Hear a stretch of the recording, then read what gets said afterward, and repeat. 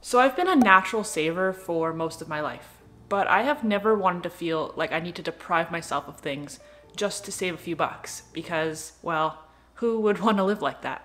So here are 10 things that I do all the time and that you can do too to help you save thousands of dollars without having to sacrifice the things that make you happy in life. Starting with what I call the Goldilocks Rule. So the Goldilocks Rule is something that I use anytime that I'm about to make a purchase, especially a large purchase, but really any purchase, to ensure that I'm getting the best bang for my buck and that I'm making the choice that makes the most sense for my needs. It can be tempting to just buy whatever the least expensive option is whenever you're buying something. Obviously, that will save you a lot of money up front. But in a lot of cases, it's actually going to wind up costing you way more in the long run when you have to just keep rebuying things over and over again. As the saying goes, buy once, cry once. But at the same time, the majority of us have no real practical need for top of the line, really anything. The Goldilocks Rule is all about finding that sweet spot in between. The option that's not too hot, but also not too cold. Not so cheap that you're gonna have to keep rebuying things, but not so expensive that you're just gonna overspend for the sake of overspending. Oh, whoa, too hot. Oh, too cold. Well, this doesn't take a genius. Whether I'm buying clothing, electronics, housewares, furniture, really anything, I'm not gonna go for the cheapest, crappiest option, but I'm also not gonna spend more than I have to. Like, I will never go and buy an old, obsolete, outdated phone, but I'm also not gonna spend $2,000 on the newest release. I'm not gonna spend $1,000 on a sweater, but I'm also not gonna shop at Shein. Shein? Shein is dog in French. I don't know how you pronounce that. You know what I'm talking about. The 80-20 rule, or Pareto's principle. Raise your hand if you've ever heard somebody say that things like lattes or avocado toast are the reason that people can't save money. Oh wait, I'm home alone. I'm the only one who's gonna raise my hand. As cliche as it sounds, these small, seemingly inconsequential purchases can definitely add up over time. But nitpicking these tiny things here and there is kind of pointless if you're overspending on the big things. In the productivity space, the 80-20 rule states that 80% of your results often come from 20% of your efforts. And I think it's totally true when it comes to saving money as well. For most of us, our biggest expenses are housing, transportation, and food. And if you are way overspending on those three categories, cutting out $5 or $10 or $20 here and there is never really gonna move the needle. So instead, if you can find ways to lower these three expenses, that's what's gonna make 80% of the difference. That can mean renting a smaller apartment or moving to a slightly cheaper area or possibly house hacking if that's an option you have. It can mean buying a cheaper older car outright rather than having a nice new one with a payment, and definitely cooking at home as much as you can rather than going out to eat all the time. Focusing on just those three things can save you hundreds, if not thousands of dollars every month. And if you can do that, then really the other 20% doesn't even matter that much. Automate your savings. Most people don't budget, and those who think they budget are generally budgeting wrong. Most people get paid, and then they pay their bills, buy whatever it is that they want to buy, and then save whatever is left over at the end, if anything is even left over at the end. But this doesn't really work, because if you have money in your account to spend, more than likely you're going to find something to spend it on. So instead, automate your savings. Figure out how much you can reasonably afford to save every month, and then make arrangements with your bank to automatically transfer that amount from your checking to your saving account every single month without you having to do a single thing. Then you pay your bills, and then you can spend whatever's left over on whatever you want. But this way, no matter what happens, you have a big chunk of money going to your savings every month, and you can just live your life like that money doesn't even exist. Hey, by the way, I don't know what the issue is, but according to my analytics page, more than 60% of you guys who are currently watching this video are not yet subscribed, so subscribe, come on. Cancel unwanted subscriptions, or maybe even downgrade to a cheaper tier of the things that you are using. I was very anti-subscription for a very long time, and ultimately I had to concede to the fact that that's just how the world is now. Everything's a subscription, and there are certain things that I pay for and use every single month, and honestly, as long as I'm getting value from them, it's fine. It's not a big deal. But what's not fine is when you're paying for something every single month that you're not getting adequate value from, or that you're not using, or maybe that you've even completely forgotten about. Because over the course of a year or so, that can easily amount to hundreds, if not thousands of dollars that are being completely wasted. So this is actually the perfect opportunity for me to tell you about today's sponsor, which is Rocket Money. Rocket Money is an all-in-one personal finance app that helps you cancel subscriptions, lower your bills, and generally just manage your money better. Rocket Money can identify reoccurring subscription charges and then cancel them for you directly within the app with just a few taps. So you don't have to sit on hold forever with customer service reps. You don't have to jump through a bunch of complicated hoops. They'll take care of it for you. Not only that, but with Rocket Money, you can take a photo of your bills, upload them to the app, and then they will negotiate on your behalf with your phone company, your cable company, your internet company, and try to lower your bills to save you even more money every single month. Rocket Money has helped save its users up to $740 a year when they use all the features, and they've canceled over $500 million worth of subscriptions. To save more and spend less, join the over 5 million members using Rocket Money today. Head over to rocketmoney.com/accordingtonicole or click the link in the description box down below to get started today for free, and you can unlock even more features with premium. That's rocketmoney.com/accordingtonicole to get started for free. Set specific goals. And before I have to deal with any dumb comments asking why Levi's in his crate, the door is wide open and he's put himself there. He has free run of the house, so he's fine, believe me. For me, the biggest thing that has always made saving money really easy is that I almost always have a very specific goal that I'm working towards. And generally that goal is something that is more important to me and more exciting to me than pretty much anything that I can buy. At one point that was getting a car or buying a house.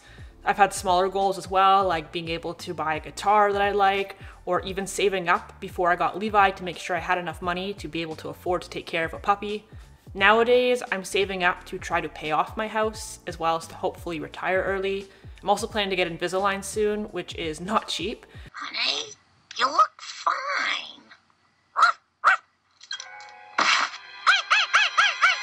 But the point is that having these specific goals to get excited about help you to stay motivated, and it makes it easy to save money because it's almost like a game. Like you become more excited about whatever it is you're working towards than really anything else that money can buy.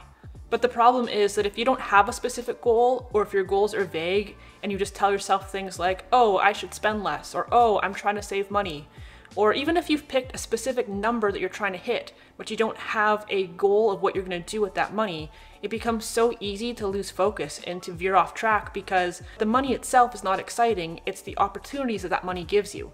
So whether you're trying to save a down payment for a property, or you're trying to go on a vacation, or really whatever it is that's important to you, if you can tell yourself that you are saving for this very specific thing and you know exactly how much money you need to save to get there, you'll find that it will feel like a game and you won't want to spend your money on other things. Right, Lee? I love you. Okay, you can go back to sleep. I'm sorry I bothered you. DIY what you can, but also know your limits. See these walls over here and here? I painted them with help from a friend. But I'm a graduate of YouTube University. That's at least what I call it when I go online and I watch a video and I learn how to do something myself. And the truth is that with the internet now, you can learn how to do pretty much anything, especially on YouTube. There are tutorials for everything. So yeah, I painted my own house. Shit. And I've learned how to change my own headlights in my car, the headlight bulbs. I've learned how to change the air filters and the cabin filters. I can assemble furniture. I can change light fixtures and switches and outlets. Anything that I'm capable of doing myself or that is not likely to cause an explosion, I am happy to at least try to do. And by doing things yourself, you can save tons of money versus outsourcing. There have been many occasions when I've run into a problem of some sort that my instinct is like, oh no, I need to call for a service call or I need to do something. And a lot of the time, if you look online, you'll be surprised to find that most things are not that complicated. But like I said, know your limits. So if there is something that is potentially dangerous, or there's a good chance you're gonna make a bigger mess, it's gonna wind up costing you more down the line to get it resolved. So don't do things that you really can't handle, but if you can DIY something, take a crack at it, why not? So here's a little secret. I can pretty much guarantee that no matter where you live, whatever area you're in, if you go online, you go on Facebook or you go on some other social media platform and you type in pass it on or give it away or buy nothing, you will find groups for your community where people are giving away things for free. And these can be awesome resources to get things that you need. I've seen people give away furniture, free houseplants, kids supplies, and baby stuff. And you can always just go make a post and ask for something if you're in need of something specific, which can save you a lot of money. But personally, the way that I utilize these groups is a little bit different. While I've definitely gotten a few free things here and there, the best thing that I have found from these groups is the ability to get rid of things easily that might otherwise cost me money to dispose of. So for example, last year I got this couch over here, I got a new couch, and I had to get rid of my old one.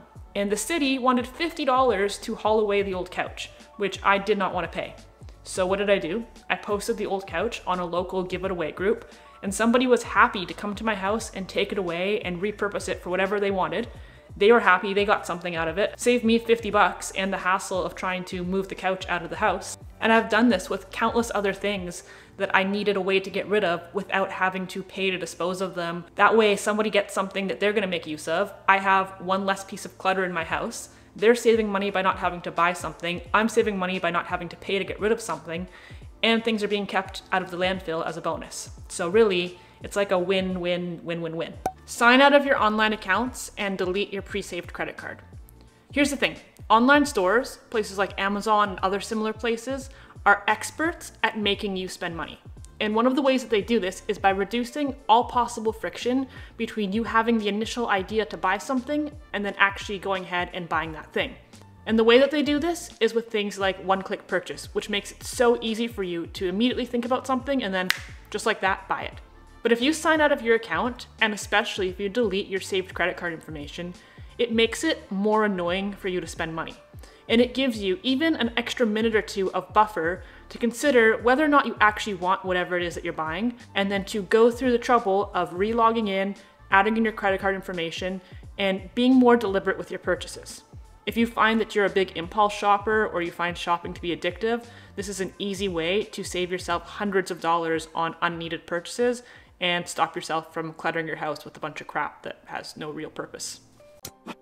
Oh God, it's so unnecessary! Now this next point is something that I've talked about extensively in other videos, and I'm not about to stop anytime soon, and that is to get a side hustle. If you can find a side hustle that maybe you actually find to be fun, that you find some enjoyment in, and you can even earn yourself just $100 extra a week, that alone will come out to $5,200 a year, which you can put directly into your savings without changing your lifestyle in any way, without cutting out anything, just adding extra money straight to your savings.